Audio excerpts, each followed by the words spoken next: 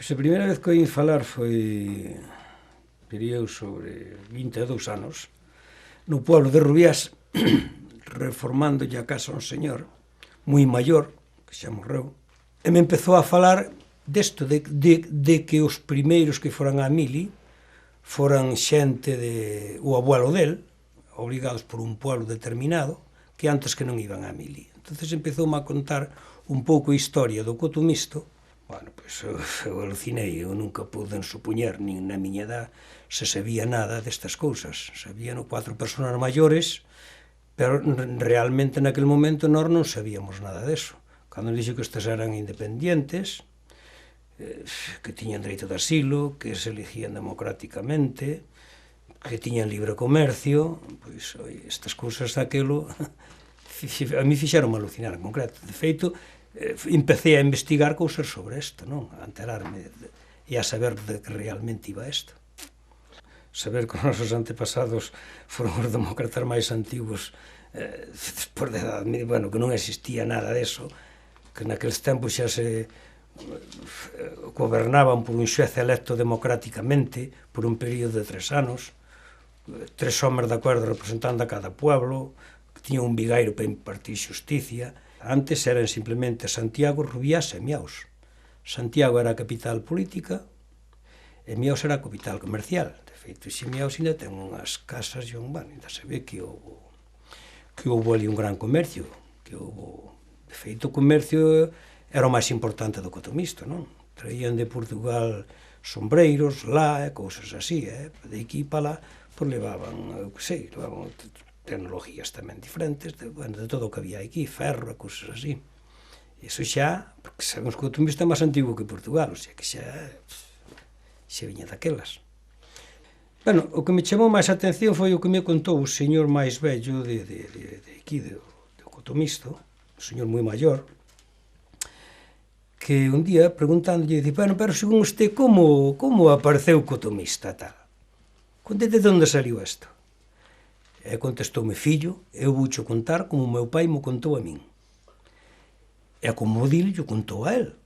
Este é que un día apareceu unha reiña fuxida, viña encinta, viña perseguida por uns cabaleiros e nós escondémola. Se a buscaban en Santiago, pasábamos para Rubiás. Se a buscaban en Rubiás, pasábamos para Miaus. E así a trouxemos escondida hasta que ganaron os dela. Entonces, cando ganaron os dela, viñeron a buscar, e cando se marchaba, dixo, non sei bordar o que naide ten. E deu-nos isto, a liberdade. Iso impactoume moito, esa anécdota dese señor, non? Porque, e a outra incluso, o neno aquel, famoso neno, que dice que viña a cinta, que tuvo un neno aquí, que foi cura, que foi moi importante, que gobernou Galicia, que lutou contra o do norte, non sei. As fechas e os cousos coinciden con San Rosendo. De feito, sabemos que naceu aquí no Val das Alas, pero ou que estuvo de cura aí en Cela, por exemplo, que fundou Pitos de Xunias, despois fundou Celanova, que se supón que o neno desa señora pudera ser ese. Pois, pudera ser. Pero realmente, pois, non sabemos nadie, ni se sabe. É algo que foi moi importante, debía ser importante. Isto podémoslo considerar, pois, eu que sei, se hoxe existira sería unha Andorra. Sería Andorra galega, hoxe. Isto para nós sería importantísimo. Que pasa? Que como non se bote mau desto dentro dunhas anos, pois, desaparecerá. Isto hai que cuidalo, había que promocionalo, e había que fazer de maneira pois, que viñera xente aquí, dalo a conocer, porque realmente conocémolo 4 aquí alrededor de nós e nada máis.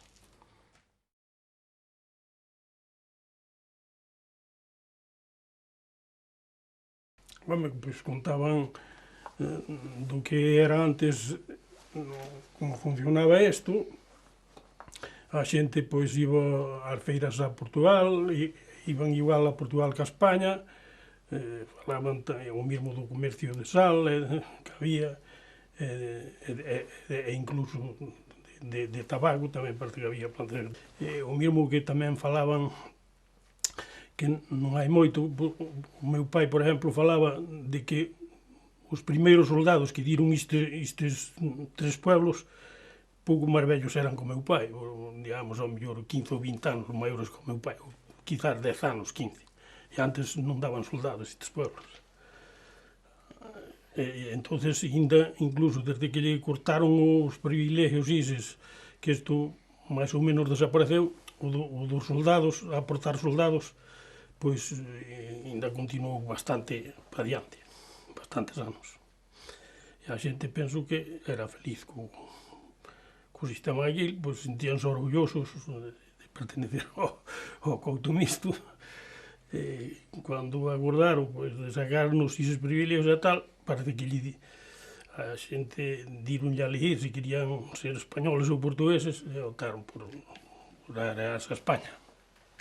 Moitas delas que iban a feiras tal, pois, incluso hai un camiño ainda que vai por o noso monte que se chama, e hai unha fonte que hai unha auga que fai unha cascada, chamaban o camiño dos pasaxeiros porque ali era onde se sentaban para descansar cando iban a Portugal, esas cousas. Home, costumbres, pois, sempre nos levamos ben cos veciños portugueses, que nos encontramos alá na serra, no? Con eles de sempre, pois sempre nos levamos ben con eles, cos pueblos limítrofes que dan con eso, e sempre procuramos manter esa amistade de dicir, pois, algún día pertencemos ás dúas nacións. Posiblemente, na Península Ibérica foi a primeira república que se pode dicir que houve foron estes pueblos, non cabe dúda. Tiñan xuez, en fin, eso non se debía esquecer, penso eu, vamos.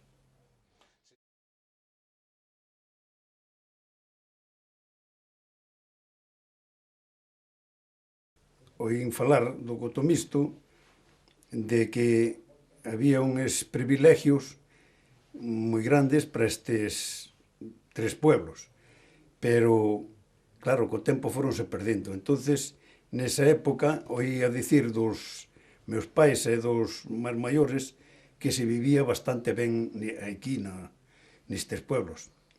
A raíz deso, despois que se perdeu o cotomisto, pois parece que se foi vivindo un pouco peor, e logo despois veo a guerra e a posguerra, que claro, debiuse bastante mal, como en todas as partes. Pero hasta ali parece que se vivía bastante ben nestes pueblos. E que era onde tiñan as reunións, que era onde era o xuez era de Meaos. Entonces, aquí reuníanse, hai un sitio onde se reunían, onde facían todos os tratados. Entonces, pois, así, hai un arca destas chaves que ustedes xa saben, hasta que todos os tratados metíase nesa arca e era os documentos que había aí, do que trataba. Bueno, eso era lo que dicían, que alguno que venía escapado, que no tenía, que tenía protección, que non lo podían coger, había un camino privilegiado que aí ya no lo podían detener ni nada. Eso era lo que recordamos e lo que dicen, pero non sabemos máis nada. Ademais, non se pagaban impuestos, e vivía xente, pois, había comercios, e había de todo, e que viñan moitos portugueses, e nós íbamos tamén a Portugal. Había intercambios de que eles viñan buscar aquí cousas, e nós íbamos tamén a Portugal. Despois da guerra, pois nós íbamos máis a Portugal, porque eles vivían un pouco millor que se vivía aquí, porque isto quedou bastante mal despois da guerra. Extraperlo había contrabando, e incluso había un contrabando que le llamaban minerio, e eran como piedras. Entonces, lo pasaban de España para Portugal. Era un contrabando bastante grande. E había outros contrabandos que entonces no había... La frontera era moi larga. El medio de transporte e de comunicación era a través de las montañas, andando por caminos e senderos. E incluso, pues, el portugués que tenía negocios con mi padre, pues le hizo un fraude que desapareció y no le pagó. Y eso. Bueno, el futuro le están dando muchas vueltas, pero no sé, no le veo mucho futuro porque desde que estamos dándole vueltas al cotomisto tenía que tener progresado un poco más. A lo mejor también es falta de nosotros mismos que no progresamos también, pero algo se va haciendo, pero creo que falta mucho.